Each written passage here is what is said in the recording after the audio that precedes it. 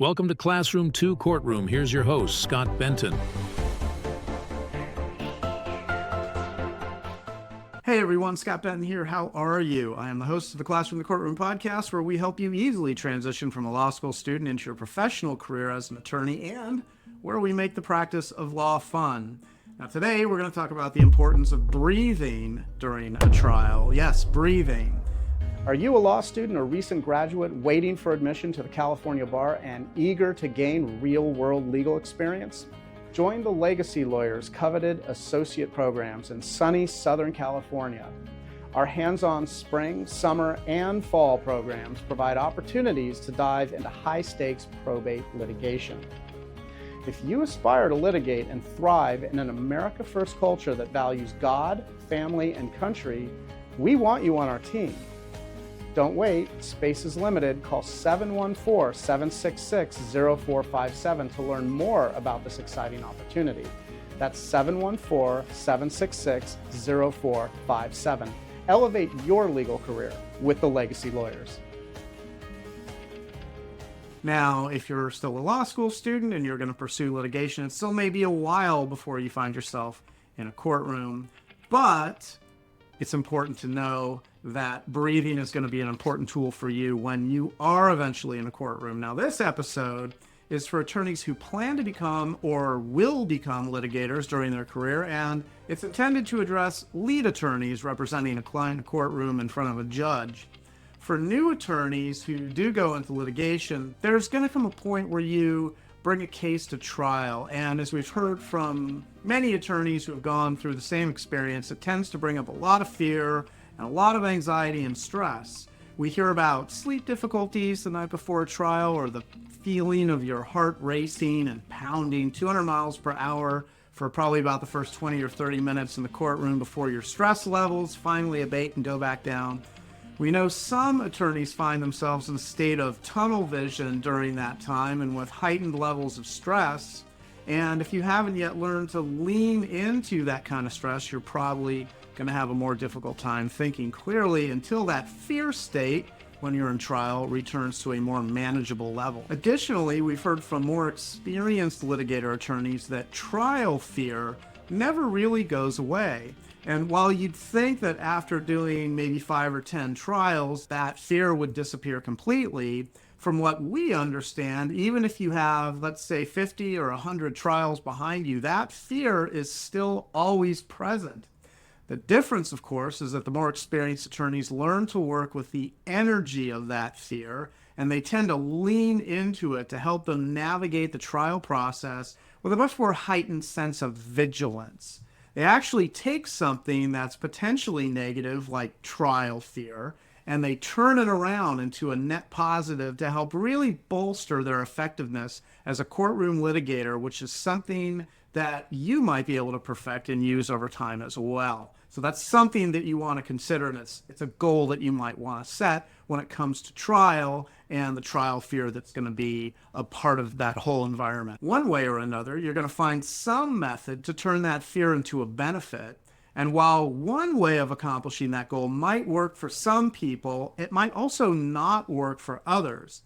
But at some point, you're going to find what does provide the ability for you to turn a high level of fear and stress into something that's going to fuel your effectiveness as a litigating attorney who remains in command of any courtroom space that you occupy. Now, the problem with being in that freeze state, depending on how much it interrupts your ability to represent your client effectively, is that typically you're not really going to be able to provide legal services to your client at the 110% level that you really need to be at.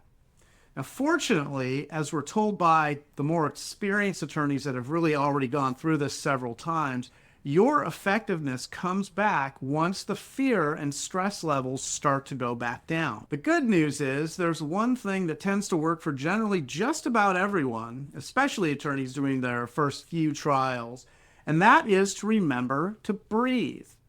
Now, while that might sound fairly unscientific or maybe even a little glib at best to say that here, this piece of advice comes up over and over again from litigation attorneys who remember their own first couple of trials, and this is almost always what they advise others to focus on. So they went into their first trial and they remembered to keep themselves breathing at a steady cadence, filling up the bottom portion of their lungs, and they made sure that they weren't shallow breathing at the top part of their lungs. Breathing deeply means that you're getting more oxygen into your brain and into your bloodstream, and that's going to help keep you from becoming lightheaded. Sometimes when you're under stress, you breathe with shallow breaths, or maybe you just forget to breathe at all for quite long periods of time, which you really do need to avoid. If you become lightheaded, your ability to think clearly and to process information, it becomes compromised. So under stress, it becomes really easy to stop breathing fully. So it's going to take a little bit of effort to keep reminding yourself to just breathe and keep breathing. You might even have to say that to yourself in your mind if you're going into that tunnel vision state or starting to feel like your heart is racing. Always go back to your breath in those moments. And if you've ever done any kind of meditation or relaxation exercises, for instance, there's usually the idea of returning to the breath that recenters and brings your stress levels back to a low plateau. And the exact same thing is going to happen to you here. Now, you don't want to make yourself so relaxed that you stop paying attention to what's going on in the courtroom. And believe me, the stress levels alone, they're not going to let you get that comfortable. But it will keep you well within the reach of the window of tolerance where you can perform at your best and still have control of your thinking capacity. The idea is to keep yourself in a well-functioning state until the trial fear stress levels abate naturally and go back to a much more normal and tolerable level. Fortunately, this useful breathing idea is about as basic and easy to do as it gets. And at first, while you might be thinking about it to keep yourself breathing fully, after you've done this several times consciously and thoughtfully, at some point, it's going to transition more into the realm of a habit. In fact, once it crosses over and becomes a habit, merely stepping into a courtroom, along with all the fears and stress that you're bringing along with you into that environment, it's going to automatically trigger your breathing pattern into a series of steady, deep, oxygenated breaths to help moderate the stress levels for the first 20 or 30 minutes of every trial you attend. Getting to a place where you focused on breathing enough so it becomes a part of your trial and courthouse routine is a productive goal that you can shoot for.